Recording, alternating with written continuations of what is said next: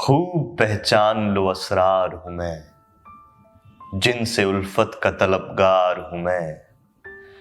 عشق ہی عشق ہے دنیا میری، فتنہ عقل سے بیزار ہوں میں۔ زندگی کیا ہے گناہ آدم، زندگی ہے تو گنہگار ہوں میں۔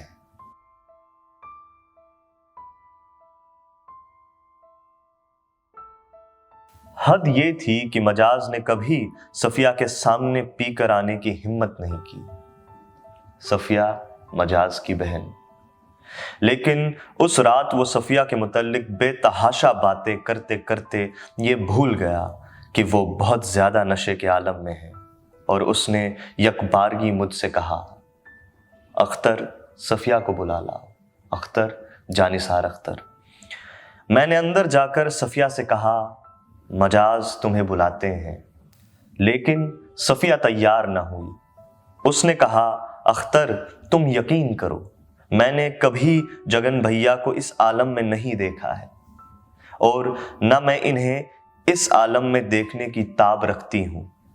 یہ میری جذباتی کمزوری ہے، پھر اگر میں اس وقت بالفرض چلی بھی جاتی ہوں تو ان پر صبح اپنی اس جرت کا بہت برا رد عمل ہوگا، اور وہ کل تو چلے ہی جائیں گے، لیکن شاید پھر کبھی میرے گھر آنے کی ان میں ہمت نہ رہے گی۔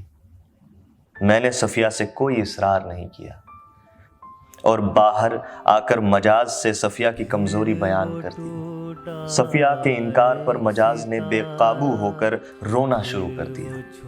میرے گلے میں دونوں ہاتھ ڈالے وہ بڑی دیر تک پھوٹ پھوٹ کر روتا رہا۔ ادھر صفیہ نے رو رو کر برا حال کر دیا تھا۔ آخر اسی عالم میں مجاز بغیر کھانا کھائے بستر پر پڑ کر سو گئے، اور صفیہ اس کے سرہانے اس کے سر پر ہاتھ رکھے رات بھر بیٹھی روتی رہی۔ صبح جب مجاز کی آنکھ کھلی تو صفیہ نے مجاز کے گلے میں باہیں ڈال دی، اور دیر تک اس کے سینے میں منہ چھپائے روتی رہی۔ یہ ہے حساسیت سے لبریز عشاق کی پرسوز آواز، اسرار الحق مجاز۔ مجاز کی بہنیں انہیں پیار سے جگن بھیا پکارا کرتی تھی۔ اس نام کے پیچھے کی کہانی کو ان کی بہن حمیدہ نے کچھ یوں تحریر کیا ہے۔ وہ کہتی ہیں، اماں بتاتی تھی کہ اسرار بھائی پیدا تندرست ہوئے تھے، لیکن موٹے پھولے پھالے سے نہیں، دبلے لیکن مضبوط اور کسے ہوئے۔ روتے تھے تو کھال کھنچ جاتی تھی اور رگیں ابھر کر آتی تھی، اور چہرہ سرخ ہو جاتا تھا۔ آنکھیں چمکدار تھیں، رات کو لالٹین کی طرف نظریں جمائے رکھتے۔ لاکھ تھپکیاں دی جاتی، لوریاں سنائی جاتی، نیند سے جنگ جاری رکھتے۔ اسی شب بیداری کی بنا پر ان کی عرفیت جگن پڑ گئی۔ بعض ملازمین ان کو جگو میاں کہتے تھے۔ ہم دونوں بہنیں ان کو جگن بھیا کے نام سے پکارا کرتے تھے۔ جوانی کے دنوں میں اسرار الحق مجاز کی شہرت بحیثیت شاعر تو تھی ہی، لیکن اس کے علاوہ وہ اپنے آہنگ اور اپنے جمال کے لیے لڑکیوں میں خاصے مشہور ہوا کرتے تھے۔ عصمت چغتائی نے اسرار الحق مجاز کے حوالے سے لکھا ہے، لڑکیاں کتابوں کے اندر اپنے محبوب شاعر مجاز کی تصویریں چھپا چھپا کر رکھتی تھیں۔ ان کے نام قرعے نکالے جاتے تھے۔ یہ پروانے پھڑ پھڑاتے ہی رہ گئے، اور شمع قطرہ قطرہ پگھلتی گئی، گھلتی گئی، اور آخر کو بجھ گئی، اور یہ پروانے تماشائی بنے رہ گئے، وہ بھی دور سے۔ ہر انسان کی طرح مجاز کے سینے میں بھی ایک حساس دھڑکتا ہوا دل عشق کی رعنائیوں میں گم ہونے کو بےتاب تھا، لیکن افسوس ان کی محبت کبھی انجام تک نہیں پہنچ پائی، اور ایک ناکام محبت نے انہیں شراب کی تاریکیوں میں یوں دھکیلا کہ وہ ان اندھیروں سے کبھی ابھر نہ پائے۔ ان کی بہن نے ان کے عشق کی داستاں کچھ یوں بیان کی، دلی کے اس قیام کے دوران اسرار بھائی نے ایک ایسی چوٹ کھائی جس کا بھرنا تو درکنار، مرہم کی گنجائش بھی نہ تھی۔ اس زخم پر چوٹ لگتی رہی، اور ان کا پورا وجود ناسور بن کر رہ گیا۔ मोहब्बत की बिसात पर असरार भाई ने हाथ बढ़ाया तो ऐसे मोहरे की तरफ जिसका हासिल करना नामुमकिनात में से था।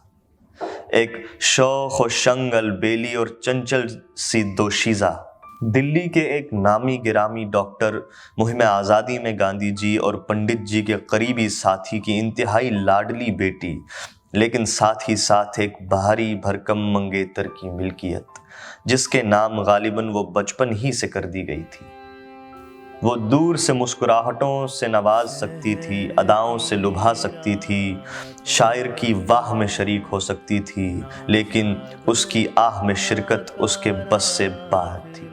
इस पाको साफ मोहब्बत में महबूबा के दिल पर क्या गुजरी ये तो मैं नहीं जानती, अलबत्ता इतना ज़रूर जानती हूँ कि जब तक ये रिश्ता समाज की निगाहों से महफूज रहा, दोनों ही के कदम बढ़ते रहे। शायर मोहब्बत के फूल कदमों पर बिछाता रहा और मुआवजे में हसीन अदाओं और दिल फरेब मुस्कुराहटों से अपने दिल को तसल्ली देता रहा। ऐसा न था कि शायर अपने अंजाम से बेखबर था, पर दिल से मजबूर था। वो मुझको चाहती है और मुझ तक आ नहीं सकती, मैं उसको पूजता हूँ और उसको पा नहीं सकता। ये मजबूरी सी मजबूरी है, लाचारी सी लाचारी, कि उसके गीत भी जी खोल कर मैं गा नहीं सकता। जुबां पर बेखुदी में नाम उसका आ ही जाता है, अगर पूछे कोई ये कौन है बतला नहीं सकता। मजाज के घर वालों ने मजाज को इन तारीकियों से निकालने की बेहद कोशिशें की, लेकिन वो सब नाकाम रहे और आखिर 1955 ईस्वी में ये मुतरिब इनकलाब इस फानी दुनिया को अलविदा कह गया, लेकिन अपना आहंग छोड़ गया जो ताअबद इस दुनिया में गूंजता रहेगा। उस दौर के हर अदीब, हर शायर पर मजाज की मौत का बहुत बुरा असर पड़ा। जोश मली आबादी मजाज की मौत पर लिखते हैं, मर्ग मजाज की खबर ने दिल को बर्बाद करके रख दिया, काश वो जिंदा रहता मैं मर जाता।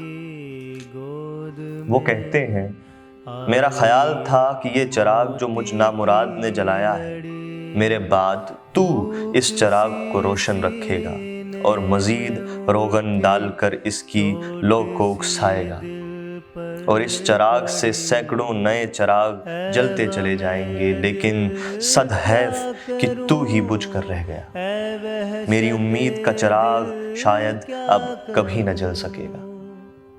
इस वीडियो का इख्तिताम हम शकील बदायूनी की एक नज़्म से करते हैं जो उन्होंने मजाज की वफात पर लिखी। वो लिखते हैं, और जिंदा दिल मजाज तुझे आखिरी सलाम, और मेरे दिल नवाज तुझे आखिरी सलाम, और रिंदे पाकबाज तुझे आखिरी सलाम। अगर आप उर्दू शायरी और अदब में दिलचस्पी रखते हैं तो रेख्ता के चैनल को ज़रूर सब्सक्राइब करें। बेहद शुक्रिया।